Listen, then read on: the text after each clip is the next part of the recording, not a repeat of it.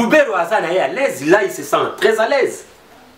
Nous ne devons pas compter sur ce parlement-là, madame. Ce qui ne continue qui serait avec lui-même.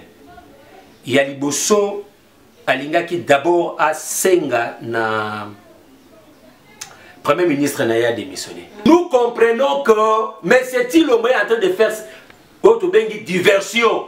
On peut prendre sa diversion. Parce que problème à Minembwe, problème il y a Est de la République démocratique du Congo. Ils ont fait tout ce qu'ils sont en train de faire. Du fait que le peuple congolais a fungoli misou sur la question de Minembwe, sur la question il y a Roubero. Tala jour il fallait Roubero répondre na parlement. Mais comment dirais-je, lui-même Félix qui est le problème. Kabila les problèmes. Coalition la FCC cache problème. Donc bisoto kende kaka na problème wana. Bon, problème à repérer sa solution ni na kata problème. Donc la moque participer na Tolobi boye madame. Tolobi boye madame. Nous devons voir du sérieux dans ce qui se passe parce que il y a quoi cirer biso atteindre l'eau comme mon côté. Franchement, je vous dis, ça ne nous assure pas. Ce qui est important, maman, et Sengeli Bana Congo Bayeba. Ezobima lokola si Chilombo a toujours na kosa la G, il y a accompagnement ya Kabila. Kabila était KO.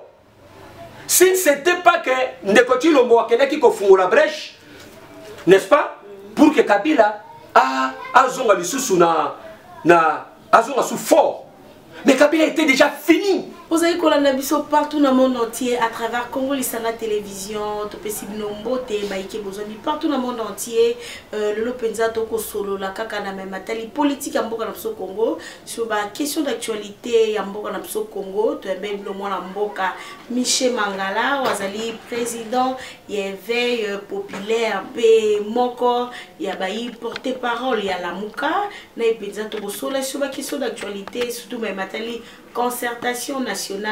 Est-ce que la Mouka a déjà pour qui na président Félix Antoine Tshisekedi Togosola sur la question d'actualité lobby Kingaka Tseningana qui une autorité morale ayamba qui bayi FCC peut Togosola Maïtali Mboka na Congo et longo na Michel Mangala on a composé déjà Mbote Michel Mangala Mbote mwana Mboka Mbote na ba Congolais Mbote na ndeko na biso ko na ndeko Willy et na machine Lewis plutôt la machine tozawana pour que tout soit maman Mboka.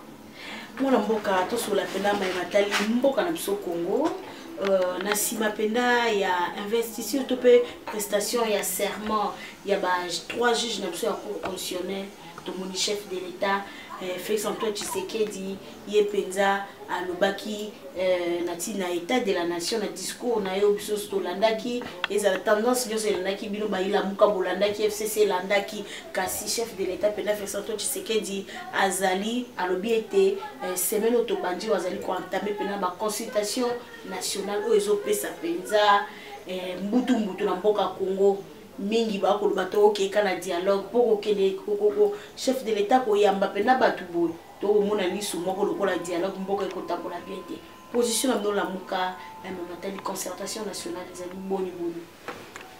Merci mwana Mboka na motuna yo tuni ya liboso bande ko sengi bayeba ke investiture oyo bakendaki ko investir ba juge les 3 juges et ça d'abord illégal. Hein? Oui, ils sont illégal parce que on n'a pas respecté certains principes pour que base à la comment dirais-je investi. Donc ordonnance au Bango il y a Ndeko Chilombo qui kozwa.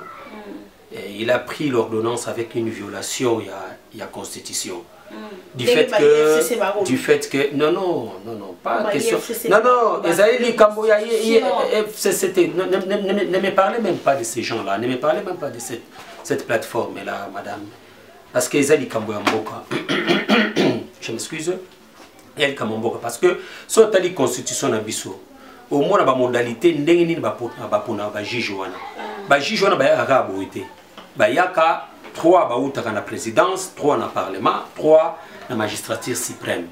Au moins que bah ça la tirage au sort chaque 3 ans.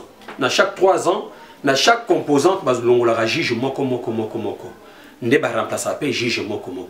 Mais dans ces cas d'espèce, au moins que ndekoti lombo, au lieu que à respecter constitution, il y a qu'on soit juge moko dans chaque composante, il y a qui qu'on soit kolongola des juges mobimba na kati ya composante moko. Ils allaient violation de la constitution maman. Donc il n'est pas été zonge pas ils en a combo mususuté. Ils allaient violation de la constitution. Mais au moni ndenge alobi que il faut à ça la union sacrée. Puis de ces semaines azo banda ba consultation. Il y a chaque leader majeur. Plateforme. Maman, tout le monde a une distraction. Tout le monde a une distraction dans ce sens que il y a maman. Le vrai problème, les vrais problèmes, on n'a pas touché ça.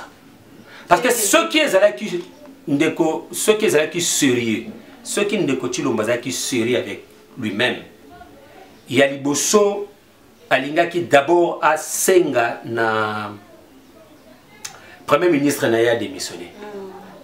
Il y a mis balai à Koka qui peut dissoudre même l'Assemblée nationale. Mais il n'a pas fait ça. Il a envoyé les gens na union sacrée, na ma concertation. Ça c'est une vision. Oyoyaye azana yango. Mais na kati discours na ye akei ko amener les gens na gouvernance, n'est-ce pas? Parce que lui a tableux sur la question makambo bango basolola ki entre bango mibale, donc coalition FCC cash o bango bakokaki ko sala muninga na ye o ya coalition azo ko faciliter yete tâche aza ko bloquer ye. Hein, sur le plan, il y a gouvernance, ainsi de suite. Alors, maintenant, pour que Luka Moya mi débloqué, Yango Yomoni qui a lancé cette union sacrée, a entamé ma consultation. Mais est-ce que, madame, Tozala Batuto réfléchit, peut-être pour sa réflexion. A Sali Likamouana, parce que a constaté que crise ezali na mboka ba élection esalamaki mabe ou a sali yango parce que ye amoni ke mutu moninga na ye o azalaki na ye na coalition aza ko empêcher ye asala musala malamu te yango il faut accourir na lamuka pour que, n'est-ce pas, a cette facilité à travailler. Non, madame. Et là, quoi ça que légitimité. Et à la légitimité, à que la mouka et cette légitimité à s'accrocher maintenant à la mouka pour que à cette mobilité là, il y a qu'à gérer. Mais tout été, mon qui a travaillé malade. N'est-ce pas? À la l'aise pour qu'il a travaillé. Mais n'a pas condition oyo yé azoko luke là. Est-ce ezali le vrai condition pour qu'elle permette de travailler madame? Moi je dirais non. Madame, pardon, n'a pas ça peuple congolais makamoko est très important. Moi je dirais non. Pourquoi madame? Parce qu'on n'a pas tablé d'un vrai problème. Le vrai problème c'est quoi? Le vrai problème est la crise institutionnelle au Tozana Yango. Mais lui, Ndekoti Lombo, a comme on a crise institutionnelle ou anate. Il a comme on a gestion naïe. Parce que même dans le discours naïe, il a fait allusion. Hein? Que accord mon côté, les cas, prérogative au Yazana Yango. Mais les lots, bateau a signé qui n'a pas accord. N'est-ce pas? A empêché à travailler malamoté. Ce qui est là à dissoudre les accords, n'est-ce pas? À quelque chose sous accord ou sous un bateau à l'indi qui a ça accord. Croyez-vous que, n'est-ce pas? L'accord est à ce que ça peut permettre à ça malamu parce que ils ont un accord mon côté et l'équipe attribution au Yazana Yango. Donc ça ce n'est pas le problème. le vrai problème est la crise institutionnelle au biso tozana yango nakati mboka na sukisa wana ndeko na sukisa na mama ndeto tukoloba que au moment que le président légitimement élu vraiment c'est quelqu'un qui a l'amour de ce pays. Fayulu a mutoyo a na vision na benga ka grand esprit. Donc a mona makam oba msusu ba mona ate. A mona ka makam oba leader msusu ba mona ate. Tanga lobi ke tout ça la réforme institutionnelle. Pourquoi madame? Bah vrai problème est ça na katia ba institution wana. Il est vrai. Kabila a plaça Batunaye pour qu'il va protéger le pouvoir naï. Yango moni ke ndeko Tshilombo akokaki azo kokokate. Yango moni ke azo ça la forcing moko na niveau ya cour constitutionnelle pour que alongola batu oya Kabila cha pour que a remplacer batu wana na Batunaye. Or ça devait pas être comme ça. Ça devait pas être ainsi. Juge, on peut pas juge Tshilombo. Na koyebisa yo mama yo kama kamuna koyebisa yo. Yo lana makamuna koyebisa yo. Si réellement, n'est-ce pas, to luka ki changement wana et que to démocratiser, voire même ba institution wana, ba cour constitutionnelle, ba CENI, toutes ces institutions. Madame, croyez-moi, on devait remettre ce pouvoir-là dans maboko ya population. Or, qu'on remette le pouvoir dans maboko ya population, Elingi Koloba, Ndenge Martin Fayulu Loba, n'est-ce pas? Tout ça, la réforme institutionnelle, l'article 5 de notre constitution. C'est cet article, donc le plan y a sorti à crise, proposé par Martin Fayulu. Ezali proposition Oyo. Et que ça, que pouvoir, il y a peuple. Ils ont beaucoup, il y a population, madame. Olobi était mon amboka otoko mona a crise penza ya institution kasi mon amboka fait son toi Tshisekedi a fungula maboko te le kwa bino bobi to occupé moko ba coordonnateur sortant mon amboka de Fuzitu ya lobi était le ko la fait son toi Tshisekedi a reconnaître que mboka eza na crise tango mosusu ba ko kedepe ko yoka e maya ko loba a reconnaître que mboka eza na crise mboka ko tamba malamu te ba individu moko ba ko luka ba bloquer pour te mboka ke de liboso te a fungula maboko a bengi no na constitution. Boni te boke no yoka ye hein ndeko soupe te rechanger maman to na dialogue to na réforme au moi la mboka Martin Fayulu asenga biso uta élection ça maman makabo ça ma bongote sokyo bon d'abord le président du nouvel élan Adolphe Musutu alobi en tout cas 7 points de vue wana na yoki amona noté mais ndenge makambo sengele ki kosalema so on a dit discours à Tshilombo dit que tout doit se passer par lui-même. Vous comprenez? Or Tshilombo est le problème. Maman pardon. Maman pardon. Attendez. Tshilombo est le problème. Moutou a dit problème. Il était mutako ko sa solution na kati ya problème. Non. Donc, c'est-à-dire, Nazakoya, maman, Nazakoya. Nakati mboka oyo. Madame, pour que tu changes ma solo, ma kambo marche bien, il faut que tu aies peuple dans le centre de Makamoto. Donc, c'est-à-dire quoi? Si Tshilombo, Azaki na le vrai, Azaki vraiment na bon chemin, Azaki peut na volonté, il y a sauver mboka oyo. Il y a pour remettre pouvoir à peuple, à peuple. Il y a pour reconnaître que c'est le peuple qui est le chef. Il y a procédé dans le sens où on a été. N'est-ce pas? Il fallait un cadre moko. Il y a une concertation. Madame, l'ana discours naïe. L'ana même directeur du cabinet naïe. Clairement, il y a parce que c'est lui le garant. N'est-ce pas? Tout le monde a madame, suivez. Madame, suivez. Mais non, mais ce n'est pas Kabila qui avait fait. Kabila avait remis ça entre les mains il y a Semco. Mais c'est lui qui dirigeait. Non, non, il n'a même pas dirigé. Mais s'il vous plaît. Non. Oyebi makambu poke marché malamu. Pour que les choses soient consensus, comment dirais-je, d'accord pour le bangon ndengenini. Soient coloration moko au moutoune soit quoi accepté. Il fallait aluka cadre mususu. Soit aluki même Semco, soit aluki même Sadek, soit aluki même Union africain. Madame, pardon. Madame. Laisse-moi d'abord parler parce que nana pour ça qu'on a communiqué la population. Voilà ces cadres oya kokaki koluka. Aponi même ba cadre wana. Soka linga ki kutu teke akene même na SADC ou bien akene même na Union africaine.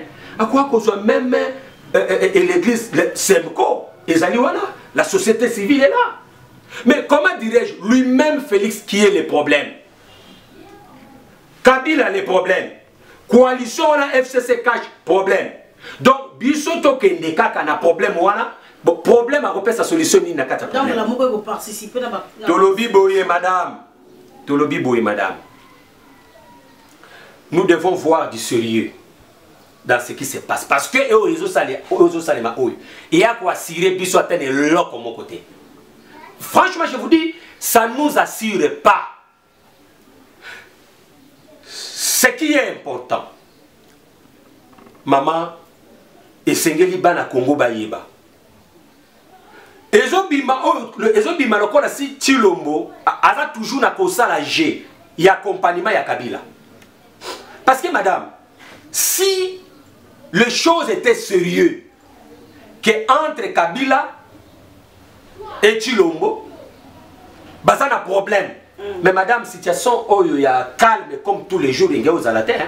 Si Kabila était inquiété, madame, tout le monde a ndenge makamundé zotam. Moi si à Kabila, azana na bakota goma kunati. A ko circuler na librement. A comme sur le Lubumbashi, a circuler librement. Mais ici, on cherche à nous faire voir comme s'il y a un problème. Vous savez tout ça c'est quoi, madame? Nous comprenons que mais c'est-il le moyen en train de faire diversion. On peut prendre sa diversion. Parce que problème il y a Minembwe, problème il y a Est de la République démocratique du Congo. Ils ont fait tout ce qu'ils sont en train de faire. Du fait que le peuple congolais a fumoli misou sur la question de Minembwe, sur la question il y a Rubero. Tala jour il fallait Rubero à répondre na parlement madame, laissez-moi tika makambuana maman. Vraie question, c'est question ya Minembwe. Question ya Est. Alors bah c'est une diversion pour que bah dévier débat, bah distraire, bah désorienter bateau na makambo mususu. Et de l'autre côté, Est de la République, Minembwe kuna, bah ennemi ya mboka oyo, bah Rwandais wana. Banyarwanda wana. Non. Chez nous ici, il n'y a pas de Banyamulenge. Bazalakate tribu wana, madame. Il faut pas les appeler. Madame, il faut pas les appeler les Banyamulenge. Il faut les appeler par leur nom, les Banyarwanda. Ce sont les Banyarwanda. Ils ont dit combo na bango. Sobo benga bango Banyamulenge. Je ne peux pas appeler ces noms. Sobo benga bango na combo wana. Bo pesa bango mutu makasi. Appelez les chats par son nom, ce sont les Banyarwanda. Oyo lelo, bazali même tina sommet de l'État. Bazali même tina sommet de l'État. Ba ko tia kimia te na kati ya mboka. Alors yango zo mona question ya Est, o mona question ya Minembwe. Pour que ba dévier, ba désorienter ba tout, ba même débat oyo ba ko mema oyo.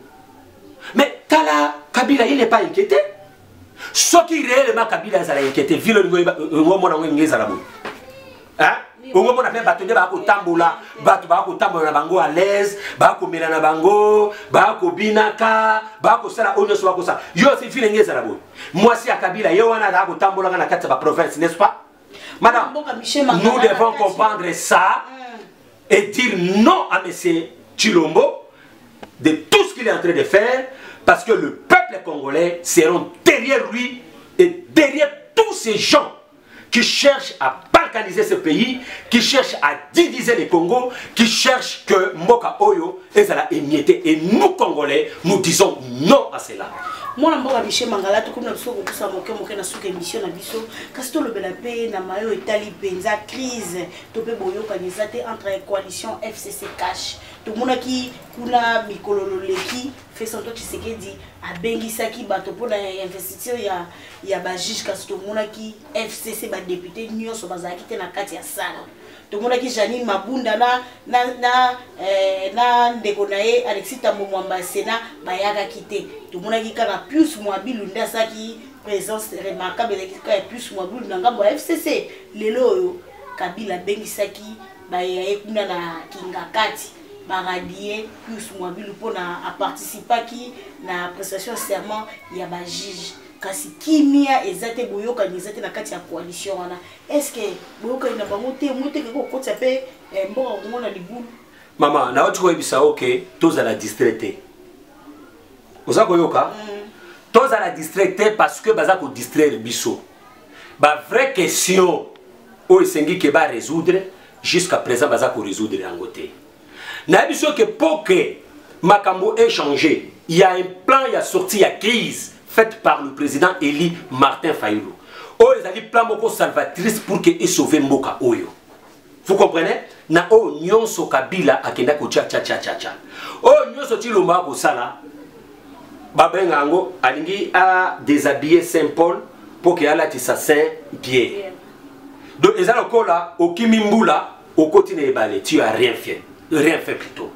Et alors ko alingi a botola Kabila biftek na munoko na ye pour que atia na munoko na ye moko chilom na idepes. Oh ko boto la biftek na munoko ya chilom ya Kabila et ça te que ye atia ngona kata munoko na ye et c'est que batia ngona munoko ya population parce que mo konzinde ezali le peuple pour biso nyonso sengi toto se soumettre na peuple wana volonté ya peuple wana esalema. Mais la manière qu'il est en train de faire et ça manière moko ko pesa kimia te. Osa koyoka. Oh pour que to kende na kimia et sengeli ke bazwa proposition lokola ndenga sana biloko ya zuluba wana. Biso to ko zongo lokola ezape proposition na ye. N'est-ce pas? Il y a pesi proposition na ye pour la gouvernance. Le président Eli a pesi proposition pour la réforme institutionnelle. Tous les deux propositions FCCP et la proposition na bango to tchango na table comme ça to débattre. N'est-ce pas? Pour la vraie question. Oh, Dieu sait que ça les mawana, ce sont des distractions. Parce que tu l'ombo n'enga zawana maman. A koksa maluba na été. D'abord, madame, laissez, je vais vous faire voir. Il y a liboso, bakor na respecté na été. Tala bakor et autres sinaki na bango na Genève. Yemoko alobi na yoki base a cassé à cause accord. Aye lusus ko signé bakor na Nairobi na muninga na ye Vital Kamerhe. Ah mama aza wapi? Vital Kamerhe aza wapi? Ana boloko. Ah mama mbongo na lia jango yemoko. Vous croyez que Vital Kamerhe lia mbongo na yemoko? Laissez. A respecter accord wana te. Yami sa to signé accord na mutu na ye na chef na ye Kabila. Ah laissez madame na Kabila. Yewana aza ko boma accord ango. Alingi siko signé accord na lamuka ndia respecter ango. Yango tolobi madame. Yango tolobi. Makambo koki ko sale mandenge ya zo sengate. N'est-ce pas? Ceux qui volontaires pour changer makambo ezali abenga assistance même il y a SADC, abenga assistance même il y a Union africaine, abenga assistance même il y a SMCO, n'est-ce pas? Abenga assistance même il y a Église SCC, n'est-ce pas? Donc, Basangana pour que les hommes neutres Basalawana pour que tout soit la makambu ya mboka. Ezate kasa makambu ndenga ko sala wana biso to d'accord na yete. Mwana mboka yo ko benga lelo so qui fait santo Tshisekedi ya ko to ko kile na consultation ye moka sesa ngota benga assistance ya Senko to zongi na sima na mwana mboka Kabila. Tazaki na bokodi to kena ba dialogue belé et aboutissa de l'autre côté to kena na dialogue ya Oya Oyo Edem Kojo ya ka pe à son âme o ba ki Kabila on sait c'était Edem Kojo to monaka bato bazali na opposition ba kena ko ba ki mai manque au pouvoir ya Kabila to monaka ba nomination et salama to kena dialogue ya Senko o to kena ba pona minenge lo ba ki accord ya Saint Sylvestre kasi accord on ezaki boycotté boni to kena susu na accord on senga total madame ça yo ya noté na comprendre yo na comprendre yo non je vous ai compris je vous ai compris la question au moni ba ko to kinaki ya Semko wana ozolanda yango yo ezali na base madame suivez-moi très bien il y a crise là non ezali na base lelo oyo peuple congolais a kinaki ko voter. Mais Kabila, il a fait dribbler à l'un de nous, n'est-ce pas? À manipuler, à croire, n'est-ce pas? À passer le pouvoir, de Ozakomona, Makamundenge Zalelo. Mais, Masolo Wana, et Tchaki Kabila, KO. Kabila était KO. Si ce n'était pas que Ndekoti Lombo qui a la brèche, n'est-ce pas? Pour que Kabila a sous fort. Mais Kabila était déjà fini. Olanda qui le cardinal Mosengo. N'habite sur Babeng et puis cardinal honoraire, n'habite. N'est-ce pas? Il suffisait que Chilombo dit que tant que tu proclamé, Chilombo a dit non, plutôt, tant que proclamé, Chilombo a félicité Martin Fayoulou, que Martin Fayoulou, c'est Martin Fayoulou qui a gagné. On devait mettre Kabila hors d'état de nuire. Le projet n'a union Sowana, il a qui échoué. Mais il a laissé, il s'est fait manipuler, il a pris ce pouvoir-là contre le pouvoir du peuple, contre la volonté du peuple. C'est pourquoi nous sommes en train de voir tout ce que nous sommes en train de voir là. Bissot Tolobaki il ne fera rien. Nenga a eu pouvoir. Namakasi pouvoir du peuple. Akosala eloko moko te. Dites-moi. Babenga ebiso te amuté mamabe. Babenga ebiso te zaba aîné. Mais aujourd'hui nous sommes où? À comité Goluka que la muka aya ko secourir. C'est comme Goluka. La muka to bozaka famille, la muka ezaka famille. Comme nous sommes presque à la fin, mon amboka lelo babengi ici sous Robert ou à l'Assemblée nationale. Et pas Jali Mabunda, n'a pas répondre à la Matali Minembo, Mboka Kokende, Mingbalbiete, consultation, ils appellent à Moutouya, Moutouya Zande, affaire Minembo. Kassilelo, mon amboka Zaria, ça vous a sous la Katia Parlement, Parlement, oh, Baimboka Baganga qui m'a la prestation, serment, Parlement, pas dissoudre Parlement. Kassi Roubé, va vous sous la Parlement, mon Kualelo, Ote Bayo Kaye, tu éviter ceux qui. Quel parlement? Faut savoir que parlement est dans Maboko Kabila. Quel parlement? Faut savoir que parlement est dans Maboko Kabila. Ah, maman, oui, ceux qui bango madame, co-siéger et n'y combattre cause à la majorité. Il faut faire la part des choses, non? Yo qu'est-ce qu'ils vont faire? Devant Arsenal, il y a Kabila, 360 députés contre 620 députés. Qu'est-ce qu'ils vont faire? Ils ne vont rien faire, madame. Quand ces gens ne battent que non, il y a une solution. Non. Il y a un parlement, il y a Kabila. Roubert Ouazan est à l'aise, là il se sent très à l'aise. Nous ne devons pas compter sur ce parlement-là, madame. Il faut compter sur la force de notre peuple. Sans cela, Awa, ndeko Kabila wana Janine Jeannette Kabila Jeannette Kabila les cas na parlement wana alobi que le Congo a 5 langues nationales yo tanga Congo za na 5 langues nationales autant la loi mais député je dis bien député mon côté à tellement pour que à 5 à ta motion madame laissez un peu là je suis en train de parler madame quel lamouka donc à mon côté, à l'écart, le Parlement, on a pour demander, interpeller même comment Jeannette Kabila. Interpeller pour qu'elle explique 5e langue nationale, les langues. Oh, Nakatia imaginaire na bango 5e langue, les alliés Nyarwanda. Yango zomo na Banyarwanda, wana ba yeko fanda kuna na Minembwe, ba ko revendiquer ma belle wana. Est-ce que vous pouvez imaginer ça, madame? Vous pouvez imaginer ça? Alors, on ne peut pas falsifier notre histoire. Parce qu'on falsifie notre histoire dans le Congolais. Et c'est encore la biso Congolais de tous en Belgique ou dans le quartier de Matongé. Majorité à les Congolais. Bazo appelle la nationalité belge. Bako ma revendiquer ma belé wana ke et ma belé na bango. Est-ce que bako mi mabomate? Moi, je Michel Mangato, comme nous sommes souka, nous sommes souka, ezali boye. Est-ce que union sacrée, ezali danger pour la bilo bayi la muka, tobe pour la FCC? Union sacrée, oyo ndeko Chilombo azako proposé, madame. Union sacrée autour de quoi? Autour de la crise. Non, madame.